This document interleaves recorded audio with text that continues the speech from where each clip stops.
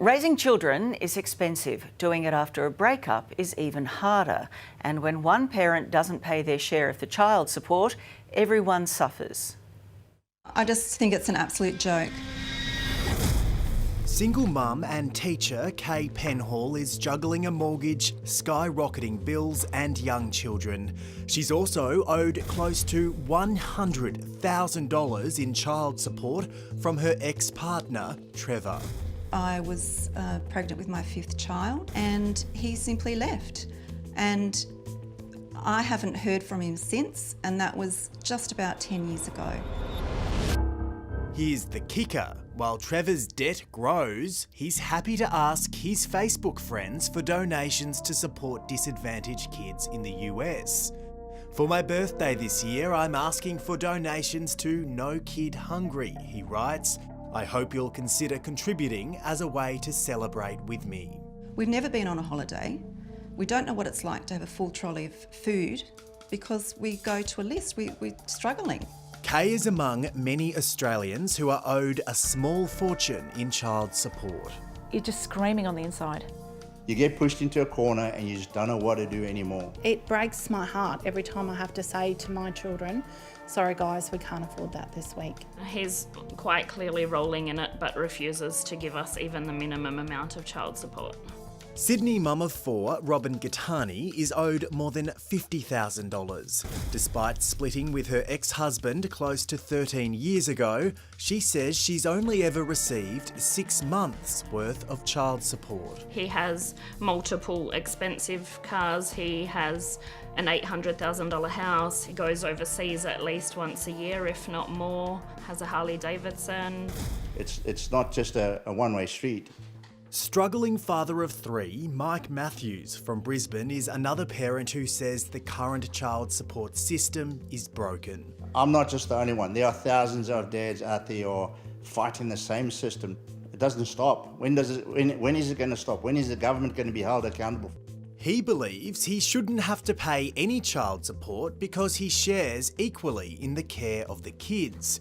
Mike says he pays the kids' school fees and for many extracurricular activities, yet he's being pursued by the Child Support Agency for a debt of close to $2,000. As a dad, you try not to show your children that this does bother you. Recent figures from the government have revealed Australian parents owe more than $1.6 billion in child support payments. Queensland is the deadbeat debt capital, with $364 million owed in child support. New South Wales and the ACT have a combined debt of $384 million. Next is Victoria, followed by WA, South Australia, the Northern Territory and Tasmania. What a parent has to pay is worked out on a case-by-case basis. It looks at the time they're spending with the children, it looks at their income and their own living expenses, and obviously compares the two parents for the government to then work out what is assessed. Lawyer Richard Mitry is a family law expert. Parents also have the opportunity to work it out themselves, but if they can't, it often goes to the Department of Human Services, who will then send out a figure. That he can't do that for them. They're missing out. And I'm thinking, you've got one chance at this. He's a fool. Cindy Lowe is a Melbourne mum of 2 girls. Her world was turned upside down when the Child Support Agency suddenly decreased her payments to less than $14 a fortnight. $13.80, that felt like a kick in the guts. I was absolutely insulted by that. I called the Child Support Agency up and I asked for an explanation as to why it was so low, and their explanation was they couldn't divulge personal conversations they had, but I just couldn't understand the sudden decrease in payments. Cindy also feels her ex can pay more. I'm convinced that he can pay more child support purely because of the holidays that he goes on. Travel bans are one of the ways the government tries to reduce child support debt, and they appear to be working. In the first half of this financial year, more than 1,000 departure prohibition orders were issued and more than $15 million worth of debt was paid. In one example, a Victorian father paid close to $200,000 of child support debt just so he could travel. But many parents, like Kay, say the government isn't doing enough. She's often told they don't have the resources to investigate the $95,000 debt she's owed. They say that they're looking to try and find a means of collection, but you know, every now and then I get a letter from them saying that they've simply stopped looking because there's no means of collection. I feel as though the system has let me down and let my family down. Queensland couple Michelle and Bradley agree with Kay. Michelle split from her ex 5 years ago and hasn't received any child support in recent months, despite him recently buying a new home.